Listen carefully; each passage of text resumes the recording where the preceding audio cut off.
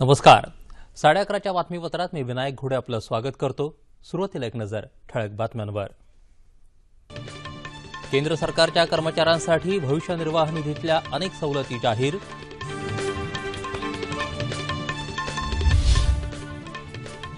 राष्ट्रीय सुरक्षा सल्लागार अजित डोवाल यांचा महत्त्वपूर्ण अमेरिका दौरा आजपासून. अतुलनीय कामगिरी बजावणाऱ्या सैनिकांचा राष्ट्रपतींच्या हस्ते शौर्य आणि सेवा पदक देऊन सन्मान. रस्ता सुरक्षेसाठी करण्यात आलेल्या उत्तम कार्याबद्दल महाराष्ट्राला सर्वाधिक 4 पुरस्कार. राज्यात बंदर विकासासाठी आवश्यक भूसंपादन आणि रस्त्यांची कामं तातडीनं पूर्ण करण्याचे मुख्यमंत्र्यांचे निर्देश. आणि रांची कसोटी अनिर्णित राहिल्यामुळे भारत ऑस्ट्रेलिया क्रिकेट मालिकेतली चुरस कायम.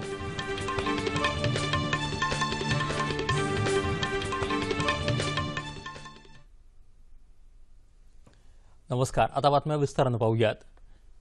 केंद्र सरकारच्या कर्मचाऱ्यांसाठी भविष्य निर्वाह निधीतून पैसे काढण्याचे नियम आता अधिक शिथिल करण्यात आले आहेत. यासाठी आवश्यक असणाऱ्या कागदपत्रांना पूर्णविराम देण्यात आला असून आता केवळ एका प्रतिज्ञापत्राद्वारे कर्मचाऱ्यांना आपल्या गरजांनुसार पैसे काढता येतील. भविष्य निर्वाह निधीतून पैसे काढण्यासाठी आता जास्तीत जास्त 15 दिवसांचा कालावधी निश्चित करण्यात आला असून आजारपण किंवा आपत्कालीन परिस्थितीत हे पैसे 7 दिवसात मिळू शकतील. घर खरेदीसाठी 90% तर वाहन खरेदीसाठी 75% पैसे काढण्याची मुभा देण्यात आली आहे. या निधीतून कर्मचाऱ्यांना शिक्षणासाठी देखील पैसे काढता येऊ शकणार आहेत.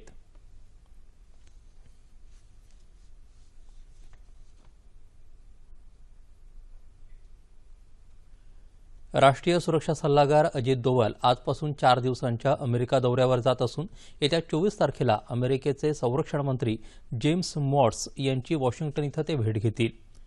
उभय देशातले सुरक्षाविषयक प्रश्न तसंच संरक्षण सहकारी अशा विषयांवर या बैठकीत चर्चा होईल. 20 जानेवारीला अमेरिकेत ट्रम्प प्रशासन सत्तेत आल्यानंतर 2 देशांमध्ये होणारी ही पहिली मोठी उच्चस्तरीय बैठक असल्यामुळे तिला महत्त्व प्राप्त झालं आहे. पेंटागॉन प्रवक्त्यांनी वॉशिंग्टन इथं वार्ताहरांशी बोलताना ही माहिती दिली. राष्ट्रपती भवनात काल राष्ट्रपती प्रणव मुखर्जी यांच्या हस्ते संरक्षण दलात अतुलनीय कामगिरी बजावणाऱ्या सैनिकांना शौर्य पुरस्कार आणि सेवा पदक देऊन गौरवण्यात आलं. या सोहळ्यात 13 शौर्य चक्र, 1 कीर्तिचक्र, 14 परमविशिष्ट सेवा पदक, 3 उत्तम सेवा पदक आणि 20 अतिविशिष्ट सेवा पदक प्रदान करण्यात आली. मेजर रोहित सुरी यांना कीर्तिचक्र तर नाईक शंकर शिंदे यांना आणि आशू सिंग यांना मरणोत्तर शौर्य चक्र पुरस्कार देण्यात आला.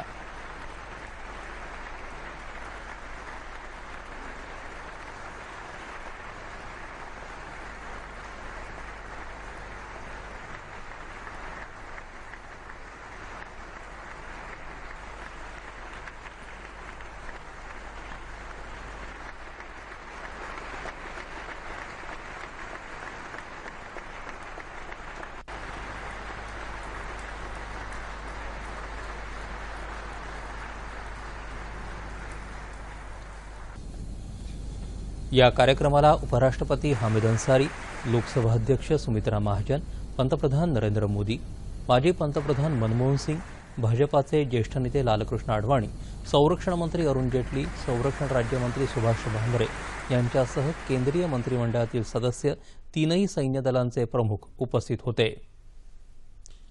अयोध्येतल्या राम मंदिर उभारण्याच्या वादात दोन्ही पक्षांनी एकत्र येऊन तोडगा काढावा, कारण हा प्रश्न धर्म आणि आस्था यांच्याशी संलग्न आहे अशी सूचना सर्वोच्च न्यायालयानं आज केली आहे. आवश्यकता भासली तर या संवेदनशील मुद्द्यावर मध्यस्थी करण्याची तयारी असल्याचंही न्यायालयानं स्पष्ट केलं आहे. या प्रकरणी सुब्रमण्यम स्वामी यांच्या याचिकेवर सुनावणी करताना न्यायालयानं ही सूचना केली आहे. या प्रकरणाची पुढील सुनावणी येत्या 31 तारखेला होणार आहे.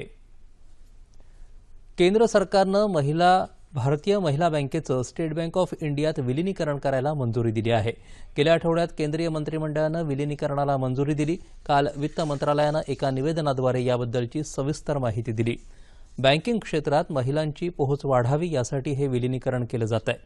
स्टेट बँकेच्या देशभरात 126 महिला शाखा आहेत, तर 3 वर्षांपूर्वी स्थापन झालेल्या महिला बँकेच्या फक्त 7 शाखा आहेत. तसंच स्टेट बँक ही देशातली सर्वात मोठी कर्ज देणारी सार्वजनिक बँक आहे. विलिनीकरणामुळे महिलांना रास्त दरात कर्ज मिळणं शक्य होईल असं निवेदनात म्हटलं आहे.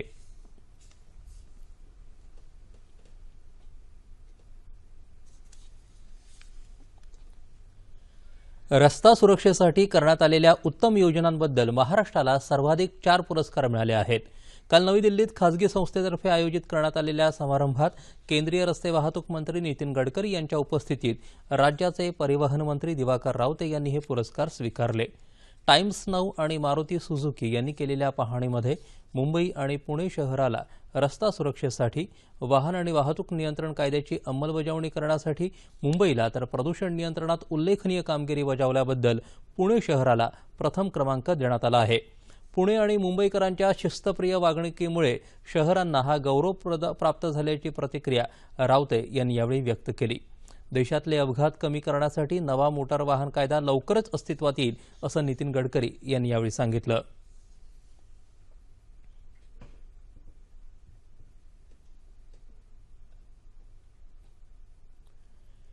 राज्यात बंदरांच्या विकासासाठी आवश्यक असलेली भूसंपादन आणि रस्त्यांची कामं तातडीनं पूर्ण करावीत असे निर्देश मुख्यमंत्री देवेंद्र फडणवीस यांनी दिले आहेत. मुंबईत काल सह्याद्री अतिथीगृहात या संदर्भातल्या बैठकीत ते बोलत होते. बंदरांच्या विकासावर राज्याच्या विकासाची गती मोठ्या प्रमाणावर अवलंबून असून बंदरांचा विकास वेगानं झाला पाहिजे असं मुख्यमंत्री म्हणाले. बैठकीत महाराष्ट्र मेरिटाईम बोर्डानं राज्यातल्या बंदरांच्या विकासाबाबत सुरू असलेल्या कामांचं सादरीकरण केलं. तसंच सागरमाला प्रकल्पांतर्गत रोरो सेवा आणि प्रवासी जेट्टी संदर्भातल्या प्रकल्पांची माहितीही बोर्डानं दिली. भविष्यात या प्रकल्पांतर्गत राज्यात सागरी आर्थिक विकास क्षेत्र तयार करण्यात येणार आहे. नांदेड जिल्हा परिषदेत काँग्रेस आणि राष्ट्रवादी काँग्रेसचा आघाडीचा निर्णय झाल्याची माहिती काँग्रेस प्रदेशाध्यक्ष खासदार अशोक चव्हाण यांनी काल नांदेड इथं दिली. राज्यात इतर ठिकाणी देखील अशी आघाडी व्हावी यासाठी प्रयत्न सुरू असून या संदर्भातला निर्णय स्थानिक पातळीवर होईल असं त्यांनी काँग्रेस आणि राष्ट्रवादी काँग्रेसतर्फे आयोजित केलेल्या संयुक्त पत्रकार परिषदेत सांगितलं. काही ठिकाणी भाजपाला रोखण्यासाठी शिवसेनेची भूमिका आपल्यासोबत येण्याची असू शकते, मात्र पक्ष पातळीवर याबाबत कोणताही धोरणात्मक निर्णय झाला नसल्याचं त्यांनी यावेळी स्पष्ट केलं. 63 सदस्यांच्या नांदेड जिल्हा परिषदेत काँग्रेसनं 28 तर राष्ट्रवादी काँग्रेसनं 10 जागा जिंकल्या आहेत. त्यामुळे अध्यक्षपद काँग्रेसकडे तर उपाध्यक्षपद राष्ट्रवादी काँग्रेसकडे राहील अशी शक्यता आहे. सिंधुदुर्ग जिल्ह्यातले मोठे नेते लवकरच शिवसेनेत जाणार अशा प्रकारची चर्चा जिल्ह्यात गेले काही दिवस सुरू होती. मात्र अशा प्रकारचा कोणताही विचार आपल्या मनात नाही असं स्पष्ट करत ज्येष्ठ काँग्रेस नेते आमदार नारायण राणे यांनी या चर्चेला काल पूर्णविराम दिला. कुडाळ इथं पत्रकार परिषदेत त्यांनी आपली भूमिका स्पष्ट केली. नुकताच सादर झालेला राज्याचा अर्थसंकल्प फसवा असून अर्थमंत्र्यांनी गेल्या वर्षीचीच आकडेवारी पुन्हा दाखवली आहे असं राणे यावेळी म्हणाले. कर्जबाजारी झालेल्या या सरकारकडे खर्च करायला पुरेसा निधीही शिल्लक राहत नाही अशी टीका त्यांनी यावेळी केली. गेल्या वर्षीच्या बजेटमध्ये 57,000 कोटी कॅपिटल एक्सपेंडिचर होतं, भांडवली खर्च होता. पूरक मागण्या 33 ते 34,000 कोटीच्या होत्या. एकूण 94,000 कोटी विकासासाठी खर्च करायचा होता. या सरकारची क्षमता फक्त 24,000 कोटी खर्च केले.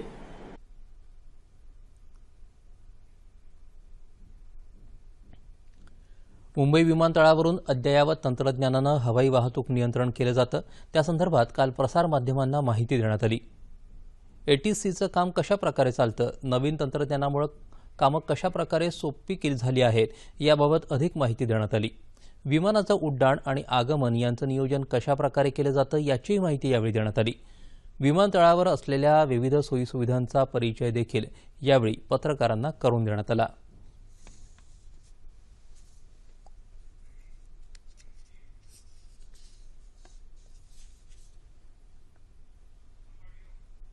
फ्लाइट प्लान, हमारे पास फ्लाइट प्लान होना चाहिए. कोई जहाज जब रेडी होता है तो पहले वो प्री डिपार्चर क्लियरेंस लेता है और अपनी सारी information pre departure clearance controller को बताता है. देखिए, हम लोग सेक्टराइजेशन पे ऑलरेडी काफ़ी एम्फेसिस किया हुआ है. अभी recently we have recruited 400 controllers. देखिए, रिक्रूटमेंट करना आसान है लेकिन ट्रेनिंग देना उनको हमारे सेंटर्स पे थोड़ा सा टाइम बाउंड है, इसलिए कि हम लोग बहुत जल्दी उनको चैनल पे नहीं दे सकते unless they are fully trend. ठीक है, तो 400 करके ले रहे हैं, काफी प्रोग्रेस हो रही है। We have to have new Bombay airport, उसके बगैर काम नहीं चलेगा। आप we are handling 900 movements per day, ज्यादा से ज्यादा हम लोग 950 मूवमेंट्स पर डे कर सकते हैं, तो naturally we need another airport.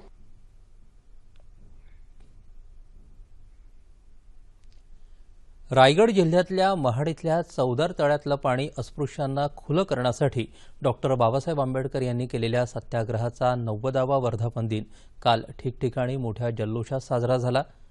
या निमित्तानं पुण्यात महाडचा सत्याग्रह आणि सामाजिक समता या विषयावर पुणे विद्यापीठाच्या वृत्तपत्र संवाद विभागाचे प्रमुख संजय तांबट यांचं व्याख्यान आयोजित केलं होतं।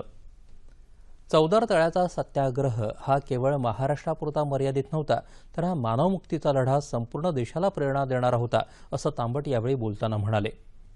या कार्यक्रमाला माजी खासदार प्रदीप रावत यांच्यासह अनेक मान्यवर उपस्थित होते। राष्ट्रीय मिल मजदूर संघाच्या वतीनं देण्यात येणाऱ्या कामगार महर्षी गद आंबेकर जीवन आणि श्रमगौरव पुरस्कारांचं वितरण काल मुंबईत करण्यात आलं।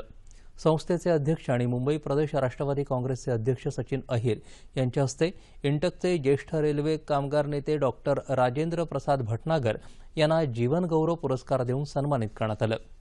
याबरोबरच औद्योगिक क्षेत्रात उल्लेखनीय कामगिरी करणाऱ्या 5 नामवंतांना अहिर यांच्या हस्ते श्रमगौरव पुरस्कार देऊन गौरवण्यात आलं। या समारंभाला प्रमुख पाहुणे म्हणून युवक बिरादरीचे संस्थापक क्रांती शहा उपस्थित होते।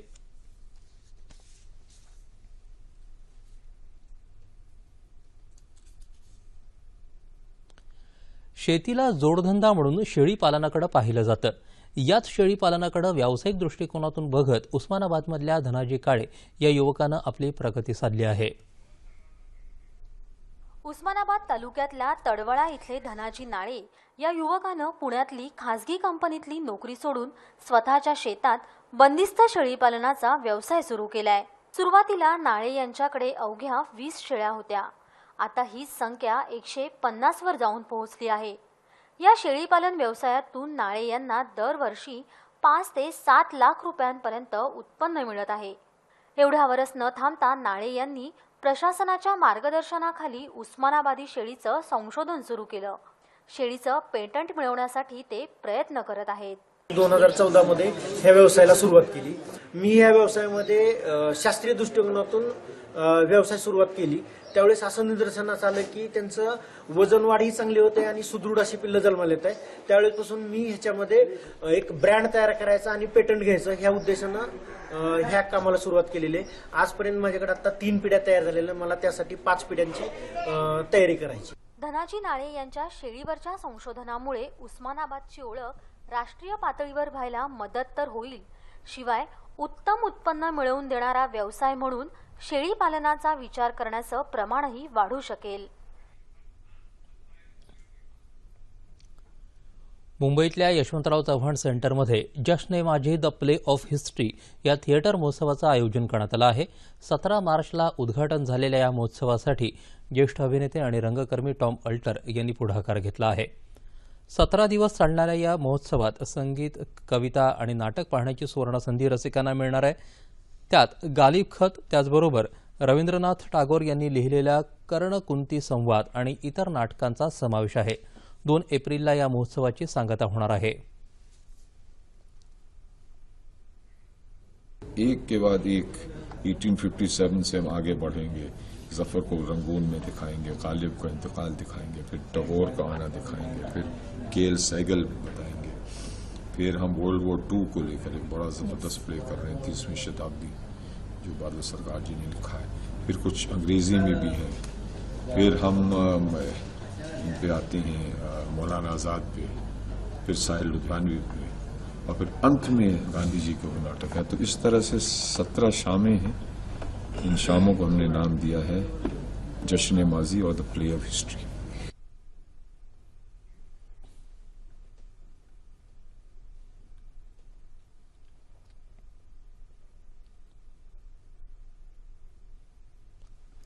पौराणिक कथांवर आधारित कोकणातली पारंपरिक कला म्हणून ओळखल्या जाणाऱ्या दशावतारी नाट्यकलेचा महोत्सव मुंबईत भांडूप इथल्या कोकण नगर इथं आयोजित करण्यात आला आहे। काल या महोत्सवाचं उद्घाटन सांस्कृतिक संचालनालयाचे संचालक संजय पाटील यांच्या हस्ते झालं। कोकणातल्या विविध गावांमधली स्थानिक हौशी कलाकार मंडळी एकत्र येऊन एखाद्या पौराणिक कथेवर हे नाट्य सादर करतात। आपापले नोकरी व्यवसाय सांभाळून हे कलाकार स्वतःची रंगभूषा वेशभूषा स्वतःच करून आपल्या भूमिका सादर करतात। यात स्त्री पात्राची भूमिकाही बहुतांश वेळा पुरुष मंडळी सादर करतात। कोकणात सुमारे 350 वर्षांपासून दशावतारी नाट्यप्रवेश सादर केले जातात। या प्रकारचा पहिला प्रयोग 1728 साली आडिवरे या गावात सादर झाल्याची नोंद आढळते। हा महोत्सव 26 मार्चपर्यंत चालणार आहे।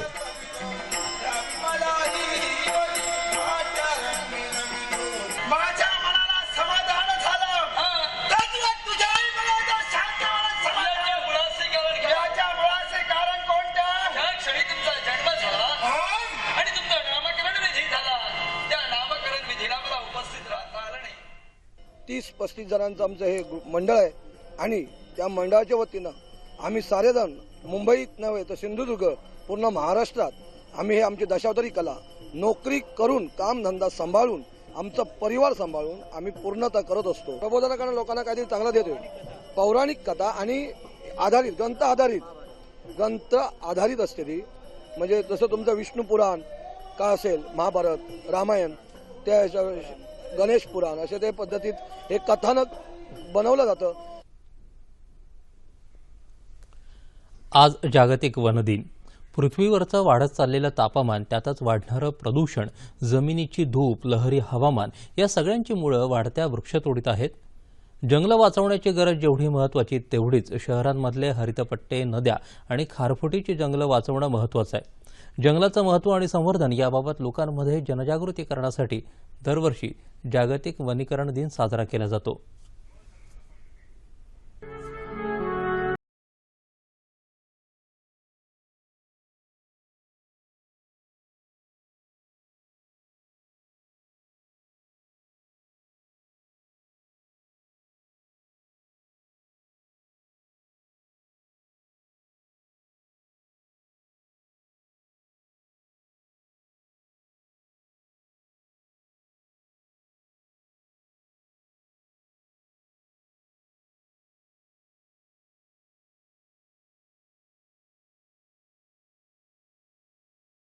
वाढत्या लोकसंख्येची गरज भागवण्यासाठी तोडलेल्या झाडांची भरपाई करणंही तितकंच गरजेचं आहे।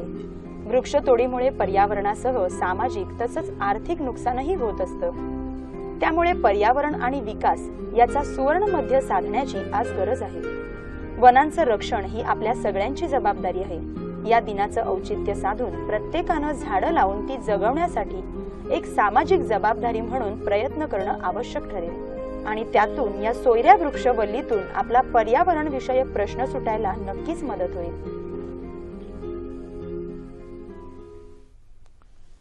लातूर इथं खेळवण्यात आलेल्या 2 दिवसांच्या राज्यस्तरीय कुस्ती स्पर्धेचा काल समारोप झाला।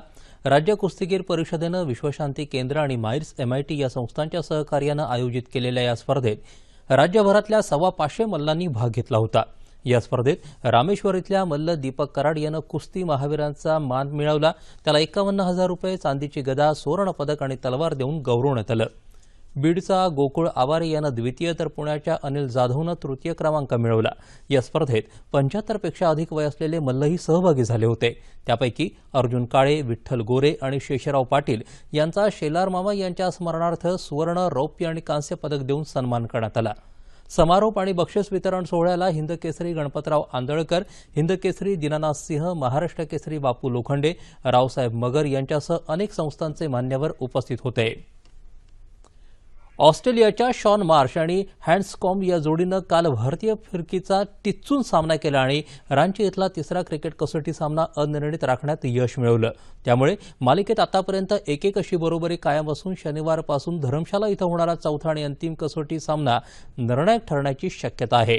पहिल्या डावात 152 धावांची महत्त्वपूर्ण आघाडी घेऊन दुसऱ्या डावात ऑस्ट्रेलियाचे 2 बळी मिळवलेल्या भारतानं काल अखेरच्या दिवशी विजयाचं स्वप्न पाहत खेळायला सुरुवात केली. सकाळीच त्यांना आणखी 2 बळीही मिळाले, पण त्यानंतर आलेल्या मार्श आणि हँड्सकॉम्ब जोडीनं तळ ठोकून भारतीय गोलंदाजीचा सामना केला आणि भारताच्या विजयाचे मनसुबे उधळून लावले. दिवसअखेर ऑस्ट्रेलियानं दुसऱ्या डावात 6 बाद 204 धावसंख्येपर्यंत मजल मारली. मार्शनं 53 तर हँड्सकॉम्बनं नाबाद 72 धावा केल्या. द्विशतक झळकावणाऱ्या चेतेश्वर पुजाराला सामनावीराचा मान देण्यात आला. आता पाहूयात ठळक बातम्या पुन्हा एकदा. सरकारी कर्मचाऱ्यांसाठी भविष्य निर्वाह निधीतल्या अनेक सवलती जाहीर.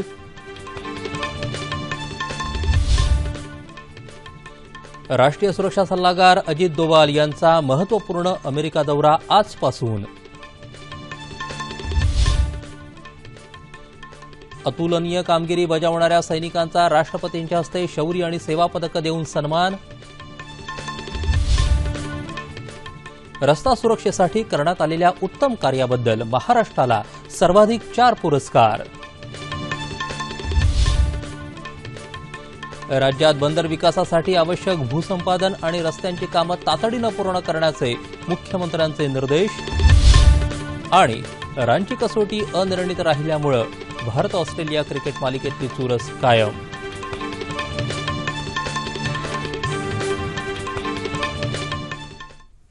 याबरोबरच हे बातमीपत्र संपलं. तेव्हा पुन्हा भेटूया दुपारी 2:30 वाजता आपल्या सह्याद्री वाहिनीवर. नमस्कार.